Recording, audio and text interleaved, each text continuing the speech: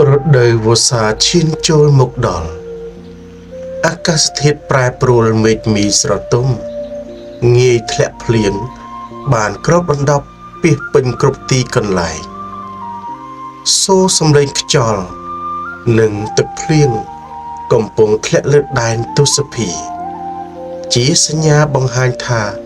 រដូវធ្វើស្រែបានចាប់ផ្ដើមមកដល់ហើយប្រជាកសិករចាប់ផ្ដើមរៀបចំរណ្ដាប់ដោយមួយចំនួនប្រើសត្វគោសម្រាប់ភ្ជួររាស់ដែលជាកេរដំណែលប្រើកម្រិតពីបុរាណពោពេញទៅដោយការអត់ធ្មត់និងទំនុកចិត្តលើធម្មជាតិខណៈពេលដូចគ្នានេះផងដែរកសិករមួយចំនួនផ្សេងទៀតបានប្រើប្រាស់ត្រាក់ទ័រនិងគោយន្តចំនួនថ្មីដើម្បីសម្រួលការងារ